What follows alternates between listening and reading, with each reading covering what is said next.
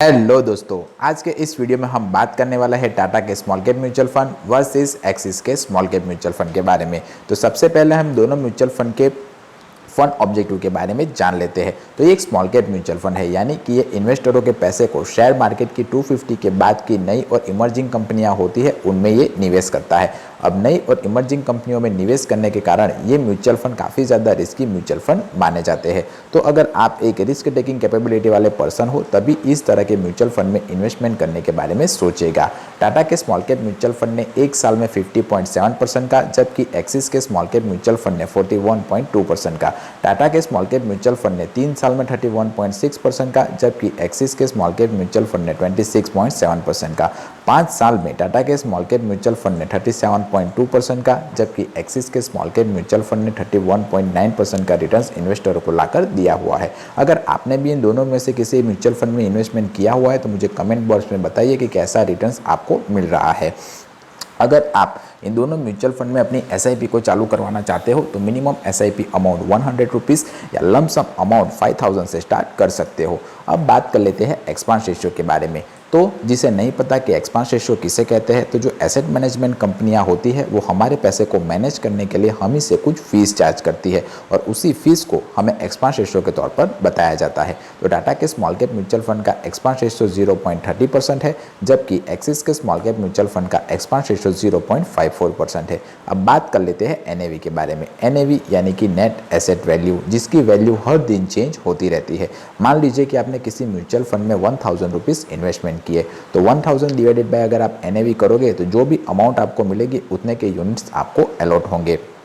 Market अच्छा रहा तो आपको कम यूनिट्स अलॉट होंगे और मार्केट बुरा रहा तो आपको ज़्यादा यूनिट्स अलॉट होंगे।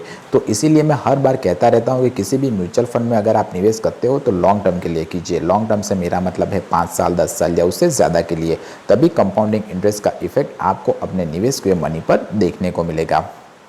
अब बात कर लेते हैं इन फंड कब स्टार्ट हुआ था। तो टाटा का स्मॉल कैप म्यूचुअल फंड 12 नवंबर 2018 से कार्यरत है, जबकि एक्सिस का स्मॉल कैप म्यूचुअल फंड 29 नवंबर 2013 से कार्यरत है। फंड साइज की बात करें तो टाटा के स्मॉल कैप म्यूचुअल फंड में 8449 करोड़ रुपीस लोगों ने लगाए हुए हैं, जबकि एक्सिस के स्मॉल कैप म्यूचुअल फंड में 23,399 करोड़ रुपीस लोगों ने लगाए हुए हैं। एग्जिट लोड की बात करें तो अगर आपने एक साल के भीतर अपने निवेश किए पैसे को निकाल लिया तो आपको 1% का एग्जिट लोड चार्ज देना पड़ेगा। अब हम देख लेते हैं कि इन दोनों म्यूचुअल फंड ने किन किन कंपनियों में इन्वेस्टरों के पैसे को निवेश किया हुआ है। तो टाटा के स्मॉल कैप म्यूचुअल फंड ने BASF India Limited, Kirloskar Pneumatic Company Limited, Quess Corporation Limited, Elantas Beck India Limited, IDFC Limited, Gujarat Pipavav Port Limited, Radico Khaitan Limited, Time Technoplast Limited, KSB Limited, CE Infosystem Limited जैसी कंपनियों में इन्वेस्टरों के पैसे को निवेश किया हुआ है। जबकि एक्सिस के स्मॉल कैप म्यूचुअल फंड ने Canfin Home Limited, Krishna Institute of Medical Science Limited, CCSL Product Limited, JB Chemical and Pharmaceutical Limited, Ahluwalia Contractor India Limited, डिलोल Soft Limited, Narayana Hrudayalaya Limited, Cholamandalam Finance and Housing Limited, Blue Star Limited और Brigade enterprise limited जैसी कंपनियों में इन्वेस्टरों के पैसे को निवेश किया हुआ है। मिस्टर चंद्र प्रकाश पड़ियार टाटा के स्मॉल कैप म्यूचुअल फंड को मैनेज कर रहे हैं और एक्सिस के स्मॉल कैप म्यूचुअल फंड को मिस्टर तेजस सेठ मैनेज कर रहे हैं।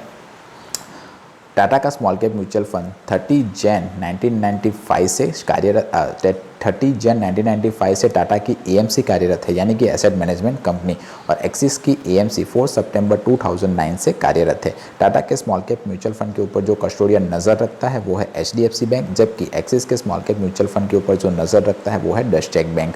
टाटा के स्मॉल कैप म्यूचुअल फंड के सारे कागजी काम कैंप्स मैनेज करता है, जबकि एक्सिस के स्मॉल कैप म्यूचुअल फंड के सारे कागजी काम केफिन टैप मैनेज करता है। अब बात कर लेते हैं कि टैक्स कितना लगता है। तो अगर आपने एक साल के भीतर अपने निवेश किए पैसे को निकाल लिया तो आपको 20% का short term capital gain tax निकाली हुई पूरी रकम पर देना पड़ेगा, जबकि अगर आपने एक साल के बाद अपने निवेश किए पैसे को निकाला तो आपको long term capital gain tax 12.5% का देना पड़ेगा और उसमें से भी आपको 1.25 लाख का अजम्पशन मिल जाएगा।